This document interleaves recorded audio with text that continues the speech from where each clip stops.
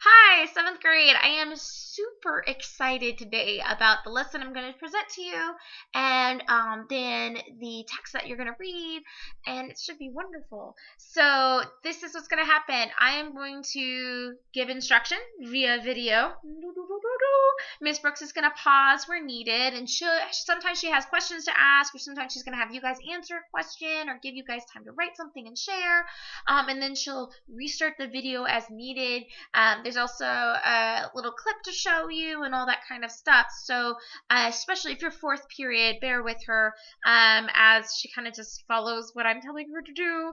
And she figures out how to do it all. And let's see. Yeah. Okay. Let's go ahead and begin. So, what we're going to do today is we're going to work on something that I think is awesome. And I can't say much about it without giving it away. So we're going to actually just start with the hook of the lesson first. So on a piece of paper, it can be a scrap piece of paper. It's just I want you to jot down some stuff. But have a piece of paper close by. And then what Miss Brooks is going to do is she's going to show you the trailer to Smurfs 2. Watch the trailer first, and then she's going to stop after the trailer's done. She's going to come back to the video. I'm going to tell you what to do while you're watching it a second time. So go ahead and play the Smurfs 2 trailer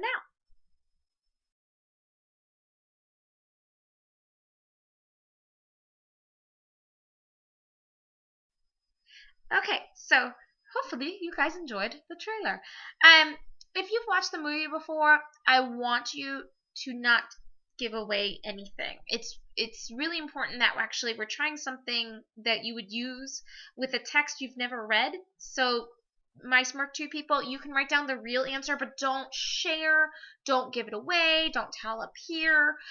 This is what you're going to do. On your piece of paper, you can write down what you're supposed to write down, like your prompts, the question I'm about to give you, and then watch the video a second time, write down the information, and then Miss Brooks will start up the video again. So here is what I want you to do.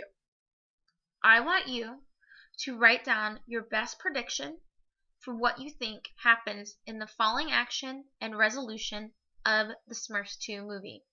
It needs to be reasonable. Like, if you get it right, I give you $20.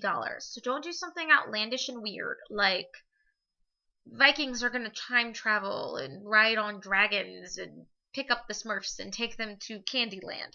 Something like that, that's not reasonable. That's a wrong answer. What I want you to do is make a viable prediction. Viable means something that is possible, makes sense. Again, pretend I'm going to give you $20 if you get it right. Okay, so don't be silly with it. A prediction doesn't mean you can think whatever you want to think. It means that it's something reasonable based on what you know and logic. So it should be logical. So we're going to watch it a second time, and you're going to write down what you think happens during the following action and resolution of Smurfs 2.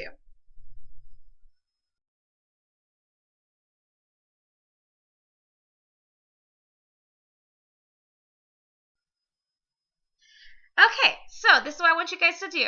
My people that have watched it before, just keep your hands down and, don't give away the answers.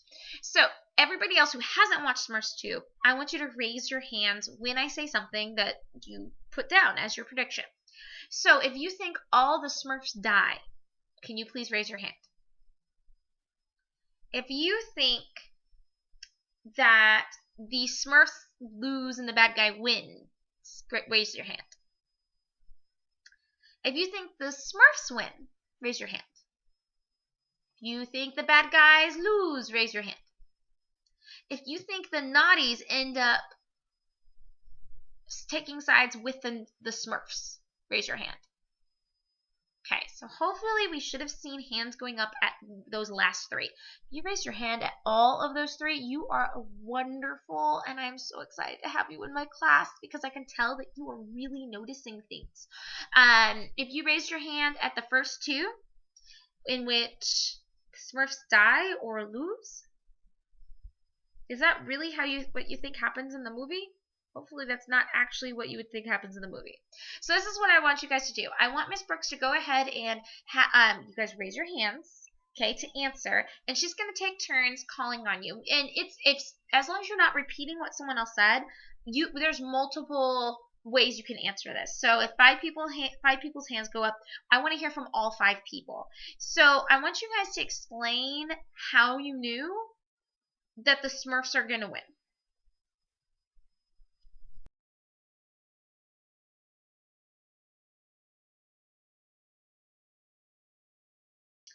Okay, I'm sure there was some really good conversation there, and I really, really, really hope that maybe someone talked about how it's for kids. And I hope that when you spoke about why, how it's for kids, you expanded to include the reasoning behind that. The children are the audience, so being aware of audience is really important. And we know that traditionally in children's literature, children's movies, children's shows, we know that typically the bad guys lose and the good guys win. And that's just understanding the storyline that we have for children's literature. The reason why you knew the bad guys were going to lose is because you had experienced hundreds, possibly 1,000, hundreds of children's stories. You are experts on children's literature. Now, as we're in middle school, we're starting to transition out of children's literature into something called YA, right? Young adults.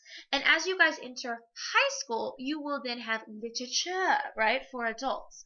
So you noticed a pattern in children's literature. And what I want you to do is start seeing patterns within literature, young adult literature, as well as what will be literature, because these patterns appear also in high school text, college level text that you're going to see as adults, movies that you'll see as teenagers and adults. So the idea is that you guys don't have the experiences that I have as an adult. As an adult, I have read hundreds of books that were geared towards teenagers or adults. I have seen hundreds of movies and shows, and I have been able to notice those patterns. Just like you've been able to notice good guys win, I've seen other patterns. So what I'm going to teach you guys today is something that is those patterns for adults, which you guys get to count as adults. For adults and teens, we'll say, okay? So for non-kids, because you aren't little baby children anymore. So you're growing up. So what we're going to do is we're going to focus on a different type of pattern. So I'm going to ask Miss Brooks to go ahead and pass out right now the signposts handout. And as you guys get the signpost handout, I would like for you guys to paste this into your spiral notebook. Please make sure you go to the table of contents. Please make sure you write down, right, where it is in the table of contents. And I want you to paste this guy. He's extremely important.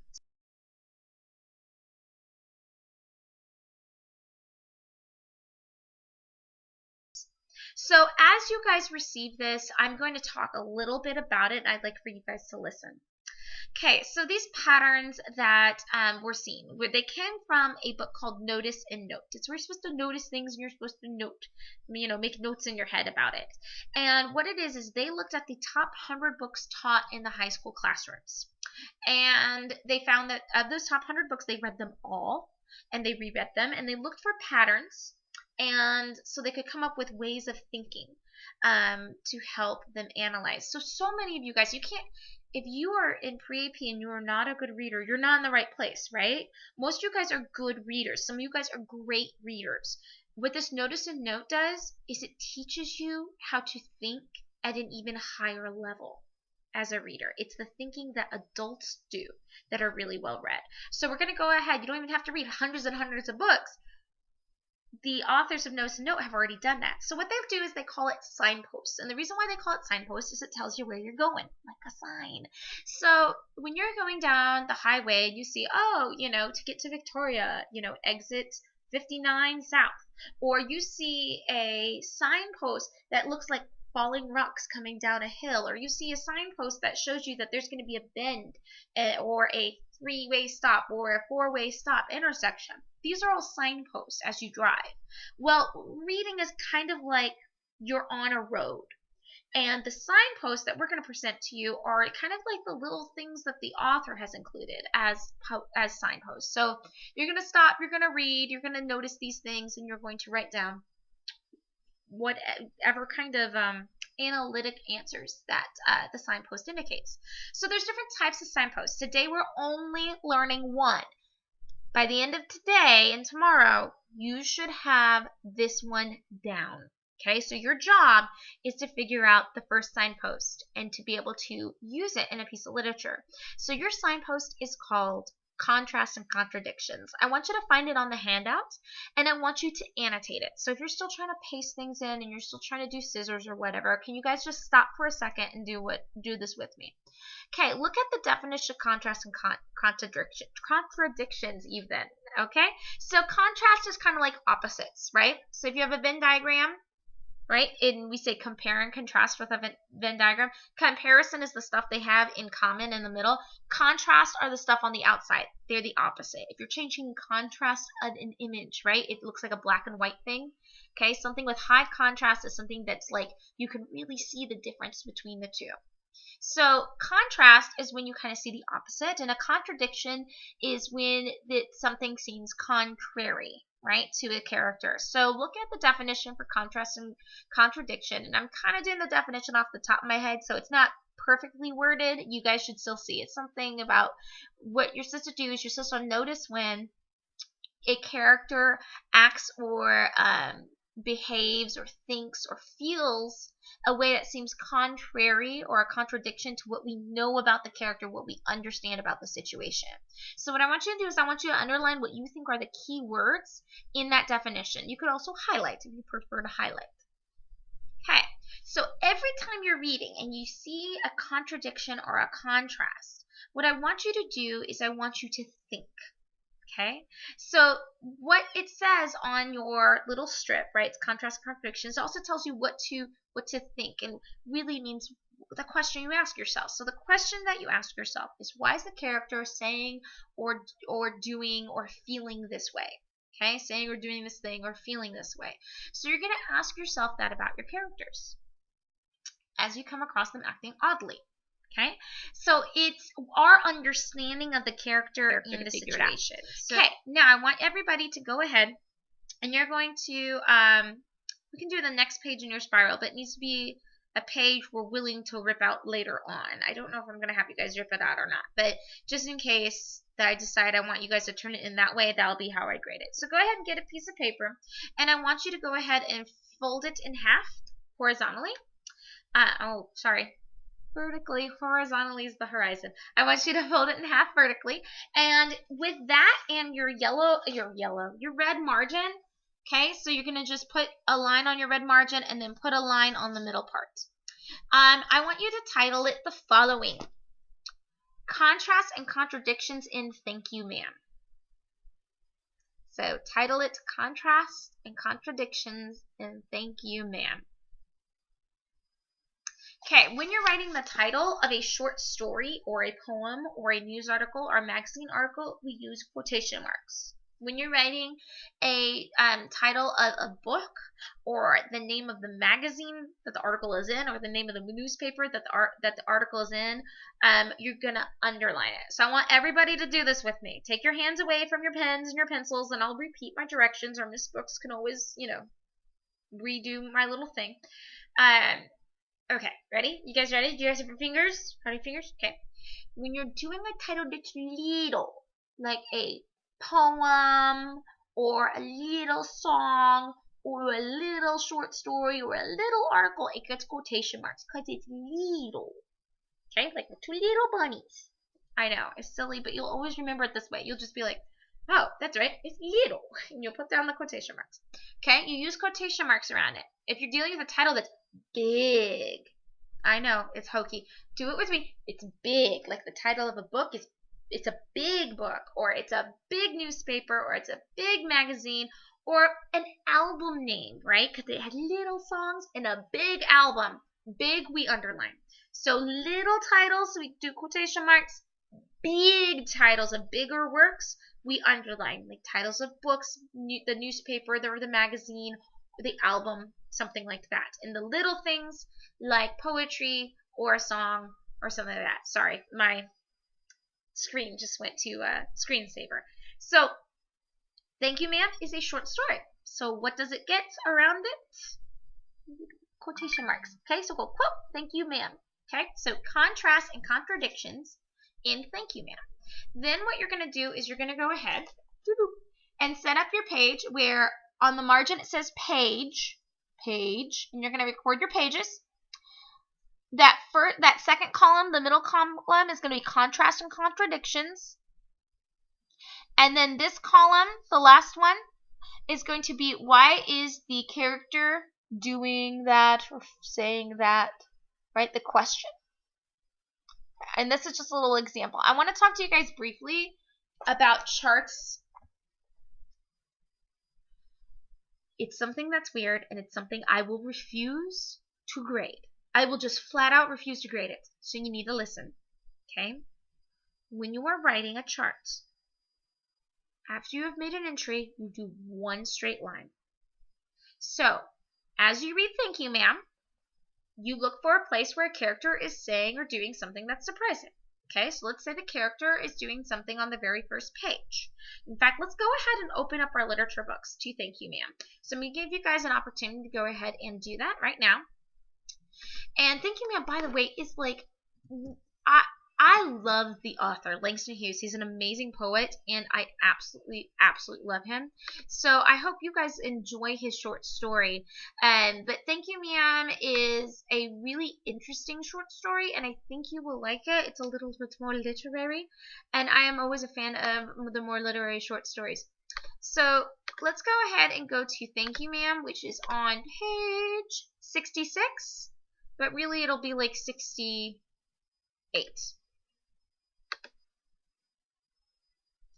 Okay, so on page 68, we should begin Thank You, Ma'am. So I'm just going to go ahead and do the very first chapter. I'm so sorry. I'm getting text messages. I'm going to go ahead and do the very first paragraph. Okay, so here we go. Pause this if you guys still need to get on page 68. Okay, so page 68, I'm going to read the very first paragraph. Here we go.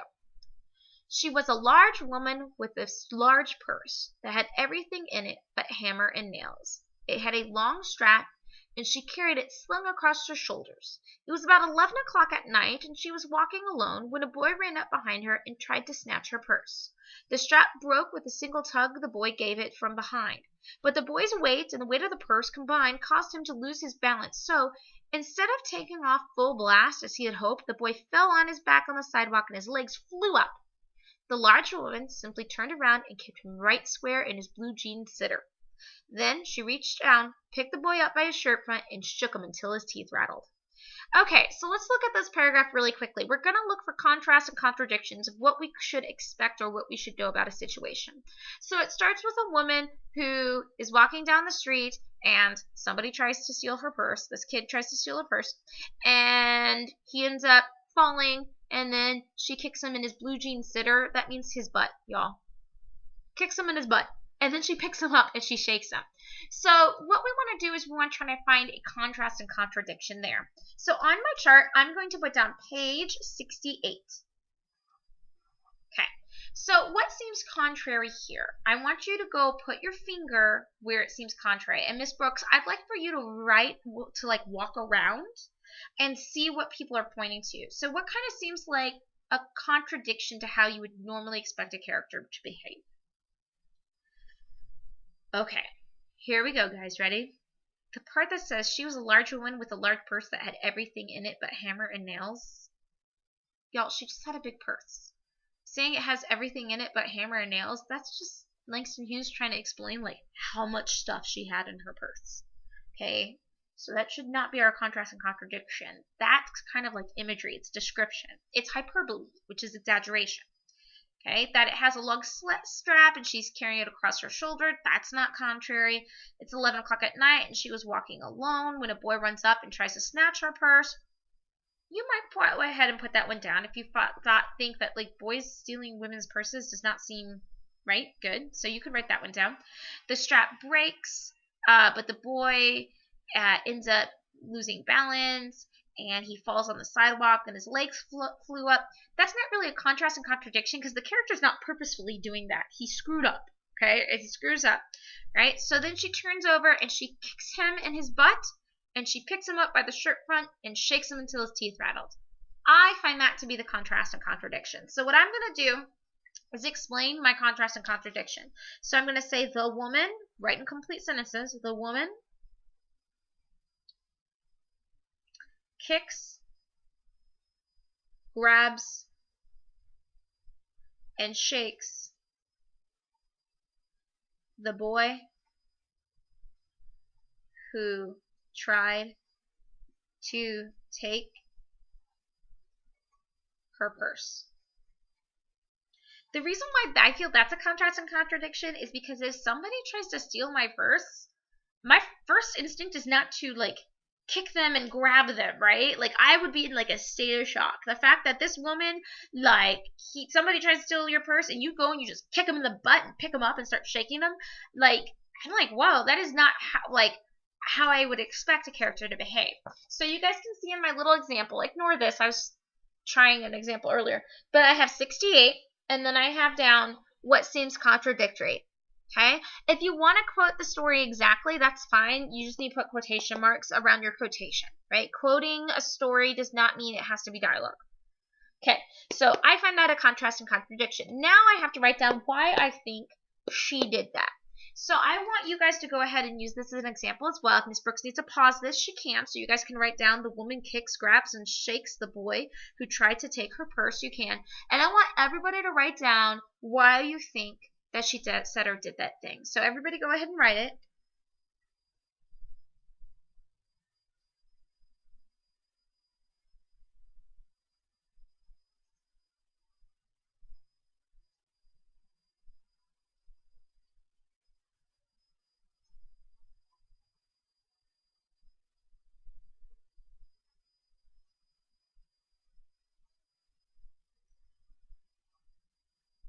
Okay, so this is what I want you guys to do. I'd like Ms. Brooks to go ahead and pause the video, and I'd like for you guys to raise your hand and share why you think the character behaves that way. Don't repeat what somebody else says. So if your hand's up and somebody says what you were pretty much going to say, you can put your hand down. But I actually want you guys to hear as many different possibilities as possible. So hopefully there's at least 3 different ideas that happen. So go ahead and pause it now and just share.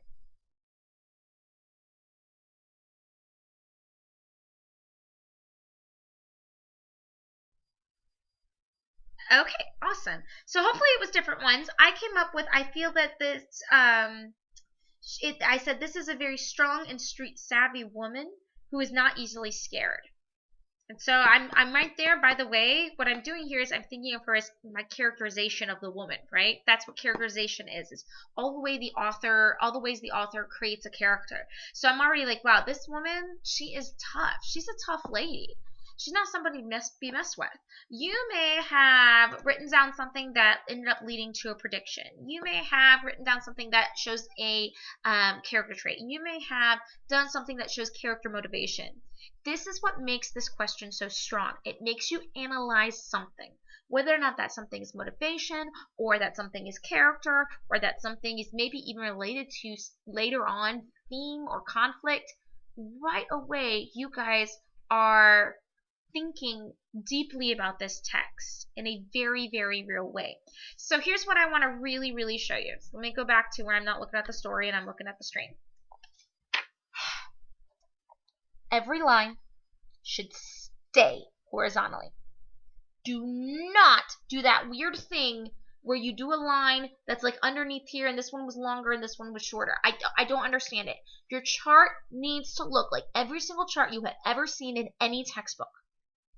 Okay, so you see how my number's all the way up here and my text ends here? I go to where it's the lowest, longest part, and I do one clear line. It is okay that there's space there. If you do it the other way, where everything's all crammed together, I will refuse to grade it, and you can turn it in late. Properly done. Got it? That is my biggest pet peeve is when I can't read something and grade it correctly. There's no way you can go back and read it and grade it. Okay, so that right there was one done all together. So let's talk about how many more you need to do. So when we look through the story, we see it's another half page. So I feel like you could maybe do one on that page. Let's see. I want to say 10, but I'm first going to make sure it's reasonable for me to ask you to do 10.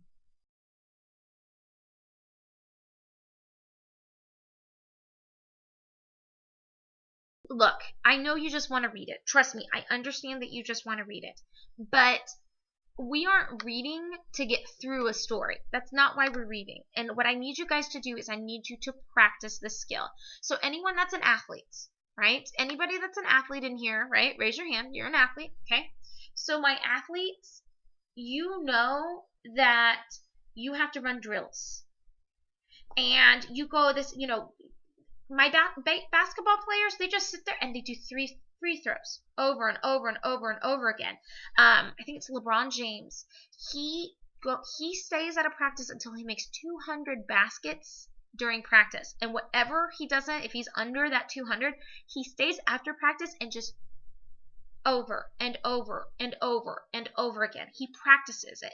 It's monotonous. It's not the most exciting thing to do. It's not nearly as exciting as performing in a basketball game, but he does it over and over again. Same thing with ballerinas. Even the best ballerinas, they start off pirouette, pirouette, pirouette, pirouette.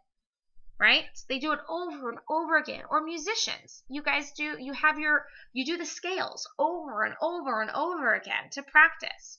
So, like the first time you ever tried something like a pirouette, or you ever threw a basketball, or you ever held your hand in that weird way that you got to hold your hand or your mouth, depending on what instrument you play, right? And it felt a little awkward at first.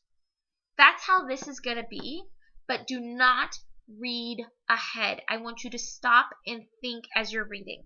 I'm making you write it out to show that you are stopping and thinking this time, but we've got to practice this as a drill. So what I want you to do is I want you to do 6 more. So I gave you 1, so that's number 1, right, is our example. And I want you to do 6 more of these. You can write front and back. Okay, so 6 more of these guys.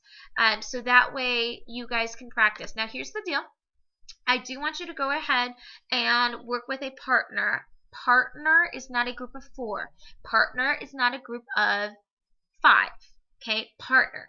You are at your desks. You're not getting up and changing partners. Your partner is going to be somebody that's next to you. If you are at a group of desks in which you can't do partners, so anything, if you're a group of desks of 3 or 5, you can do a group of 3. Got it? Now here's the deal. When you're doing this, I want you guys to come up with what was a contrast or contradiction, and I want you guys to kind of write your own why you think the character's doing that, and I want you to share. You don't have to have the same answers as your partner. In fact, a lot of times you guys won't have the same answers as your partner, but I'm doing that on purpose because I want you guys to see all the different things you can think about. Okay, so that was signposts for thank you, ma'am, and you guys should hopefully be able to finish this in a class period or less.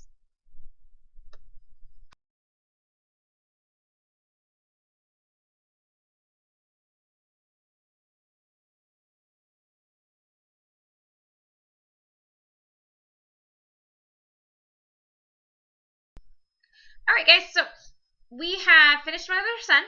You should have taken your Mother to Son quiz. When you were done with your quiz, you should have gone in and started reading, if you have not already completed this, the If I Can Stop One Heart from Breaking by Emily Dickinson. Here's the deal with Emily Dickinson. She had mental issues. Like, she was a recluse. So you might have heard of like a brown recluse, the spider. The reason why it's called a brown recluse is it's brown and it is reclusive, meaning it hides. So you typically find something like a brown recluse in like a box, like if you have box in your garage or something like that. And they like to hide and they kind of isolate themselves and they hang out. That was Emily Dickinson. She is a recluse, okay? So what Emily Dickinson did is she was afraid of like going outside of her house. It's called agoraphobia. And agora comes from like an old Greek word that kind of meant like the city square, like where everyone would go, and people who were phobic, right, afraid, phobia, they wouldn't go with where there were people. So Emily Dickinson actually had a fear of being out in the mix of other people, and she wrote all her poetry pretty much by herself. And there's not many writers who write independently. Most writers spend a lot of time conferencing with other writers. Emily Dickinson is one of the few that wrote, but she never titled anything. That's why the titles of all her poems are always the first line of her poems. So If I Can Stop One Heart from Breaking is the poem on page, I think it was 77? 72. Okay, so on 72. So hopefully you guys did a little bit of analysis in answering the question of try to see if you can connect the poem, If I Could Stop One Heart from Breaking, how they are thematically linked. So this is what we're going to do. You're going to look at something else and see if it's thematically linked, because that's typically when you're looking at paired passages, you're looking at two different genres that share something in common. So Miss Brooks is going to go ahead and show you guys a video called Second Line. So the first time we're just going to watch it for fun, okay? And you guys can enjoy it. And the second time I'll tell you guys what to do. So go ahead, pause this video, pull up Second Line, and go ahead, let's just watch it. I hope you guys like it. Make sure you are not talking when the video goes on.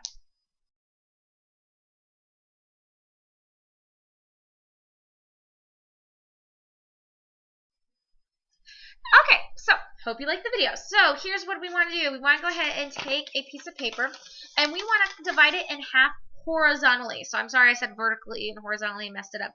Horizontally is like the horizon. So figure out, right, where's the middle of my paper? Draw a line. Okay, and go ahead and title it Second Line. Second Line, because that's the name of this film. Short film, Second Line. Okay, in the top half, this is what you're going to do. I want you to write down how Second Line is connected to Thank You, Ma'am.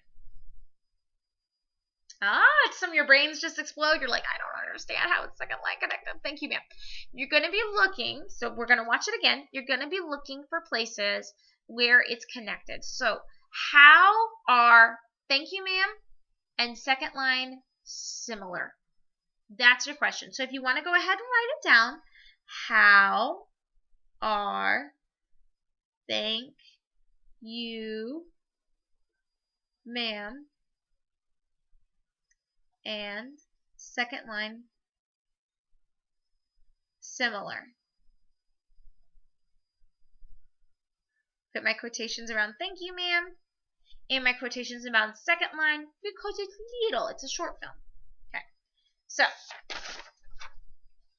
sorry. How are Thank You, Ma'am and Second Line similar? And you're going to answer that here. So we're going to watch it again. And I want you to write how much, whatever starts coming to your mind, but would you write in complete sentences? After the video is done, Miss Brooks is going to give you a couple minutes to finish up what you wrote. Do not extend beyond this line, okay? All right, so go ahead and pause here now and show Second Line.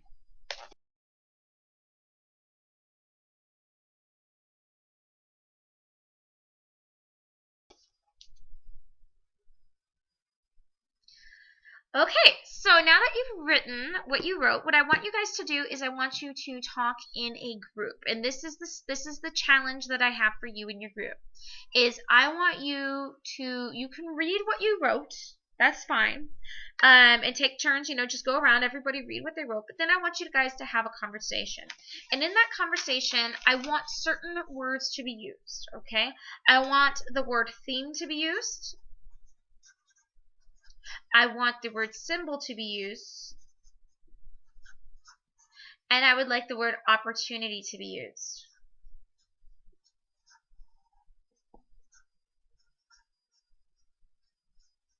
So, here are the words that I would like to be used. Okay? You're going to talk with enough time for everybody to share what they wrote and for you guys to have a conversation on this. What I need one person to keep track that we have said these words, these 3 words, okay, in a conversation. Okay, so I'm just kind of helping you guys structure a conversation that's at an analytical level instead of a comprehension level. Okay, all right.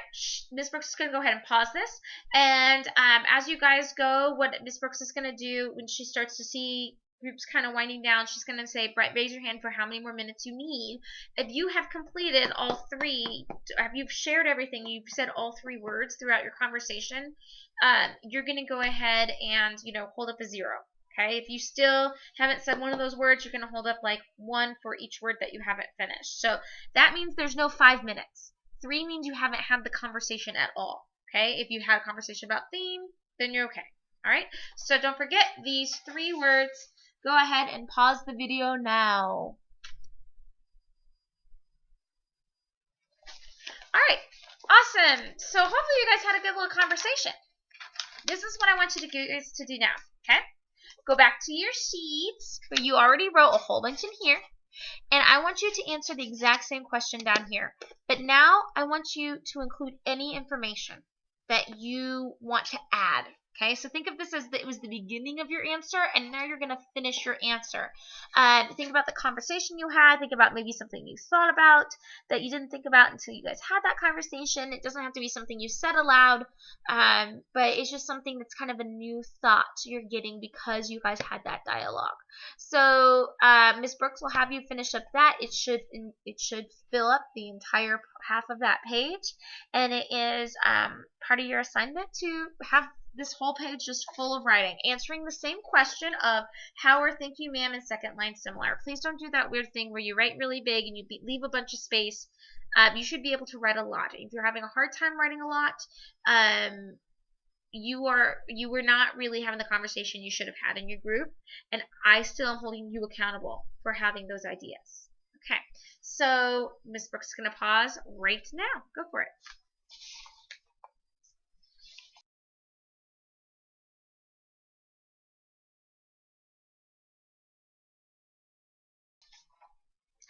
Okay, alright, so I'm not sure exactly how much time we would have before the bell. I would think we're somewhere kind of near, right? That I guess it really is just going to depend on how long it took you guys to read Thank You Ma'am. So this is what I want you, Thank You Ma'am, to take the Thank You Ma'am quiz. There we go. So this is what I want you guys to do. Hopefully we have enough time for this. If we don't have enough time for this, do not freak out. I will get over it. Okay. I want you to go ahead and go to, where is it? There it is, page 66. And in your journal, I want you to title, Who Sees the Best in You? I want you to title it that question. And you guys can see it says, have you ever gone through a time when it seemed like you couldn't do anything right? If so, then you know how important it is to have someone have faith in you.